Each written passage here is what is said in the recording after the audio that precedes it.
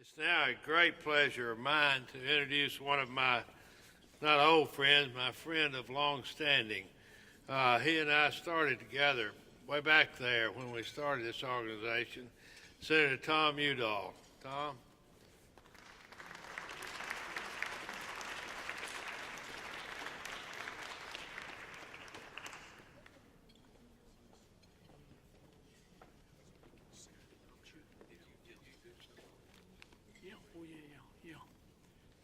John, thank you so much for that very kind introduction. John is a co-chair, one of the original co-chairs, and it was so special to join with him almost 20 years ago to start the International Conservation Caucus. So thank you for those kind words, and I also thank my colleagues Sheldon and Dan and others and Portman for all the nice things they said this evening.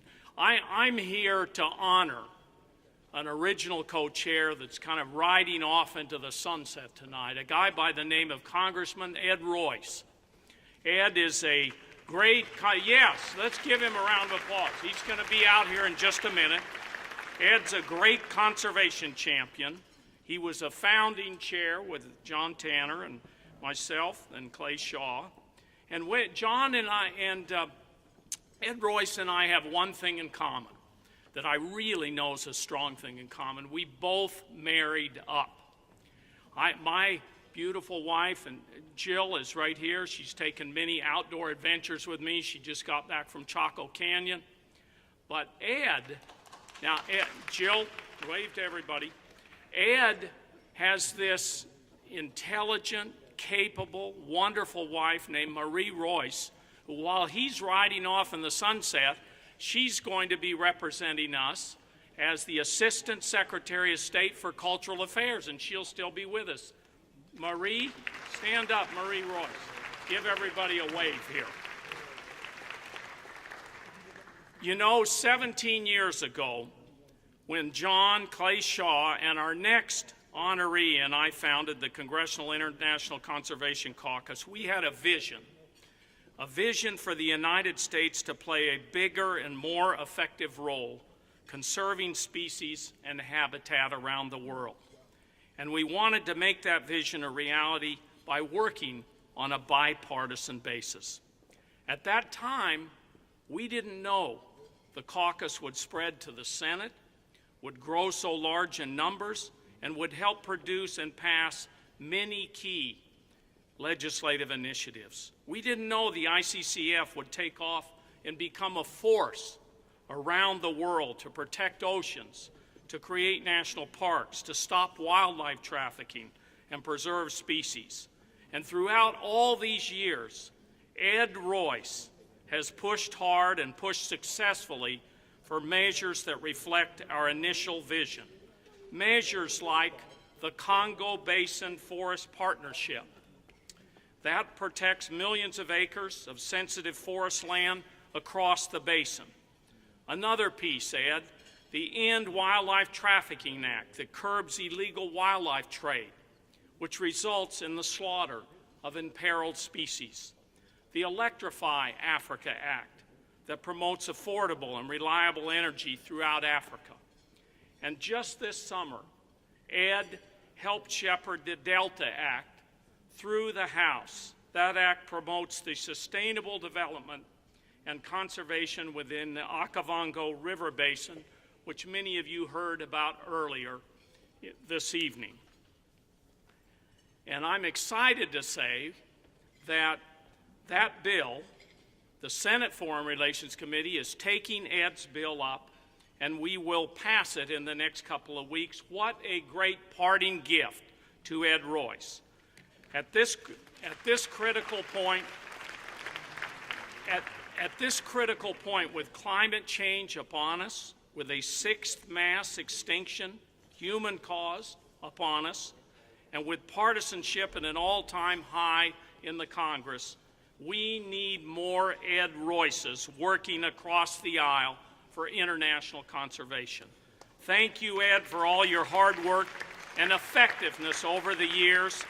And now, Just a surprise for Ed. He doesn't know about this. We're going to have him come out here and watch this. Before he speaks, the ICCF has prepared a video in Ed Royce's honor. Ed, come on out here and watch this video. People are going to be saying all sorts of nice things about you. One of the great things about America is that we strive to be better. We work hard and innovate to create better opportunities. We recognize our responsibility to leave future generations better off. It's this mindset that birthed the modern conservation movement, a movement that Teddy Roosevelt aptly deemed democratic in spirit, purpose, and method. Indeed, even before the Founding Fathers, America long believed that this country's abundant resources should not be available just to the well-off, but to everyone. I remember well when we formed the ICCF organization in the Congress. It was Clay Shaw and Ed and Tom Udall and myself, and Ed has played an integral part since that time. It is an organization that eschews bipartisanship.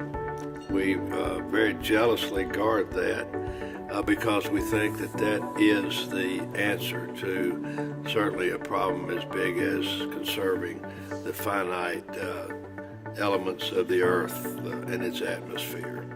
And so I want to thank Ed for all of his service. It's been a real pleasure and joy to watch the organization grow and do the things that we're doing now, not only in the United States, but all over the world, particularly in Africa, Latin, and South America. So thank you, Ed. Almost 20 years ago, we worked together to launch the Congo Basin Forest Partnership. That historic work led us to realize we could think even bigger. So under Ed's leadership, we launched the International Conservation Caucus in 2003 with our colleagues John Tanner and Clay Shaw. We saw that the conservation of our natural resources was the key to the future of our country and the planet. Ed has carried that work forward throughout his time in the House. It's been great to work alongside him to make the International Conservation Caucus such a success. Even though Ed is retiring, he's not riding off into the California sunset. I know he'll remain engaged and involved. Ed, thanks for your leadership, and I deeply appreciate our friendship. ICCF now supports parliamentary conservation caucuses in 13 countries around the world. Although many of them are new, they've been responsible for significant conservation legislation, empowering a whole new generation of political leaders. This is largely the initiative of Ed Royce, so I would say he's a true conservation hero.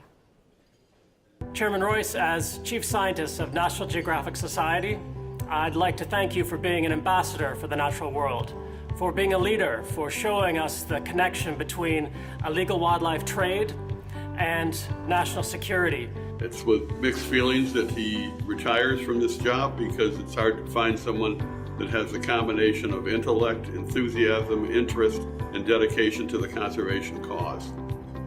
The International Conservation Caucus would not be what it is today without his leadership and everything he has done, starting with a smaller group of members and turning to one of the most active and successful caucuses in Congress. Besides being a great conservationist, Ed Royce has been a leader in many other areas. He was the author of the African Growth and Opportunity Act, which has opened up trade between African states and the United States. He's the guy that went after Charles Taylor, the war criminal, and had him put in jail. He's tirelessly gone after the Lord's Resistance Army and the Al-Shabaab terrorist groups. So in many other ways, Ed has been a hero to me.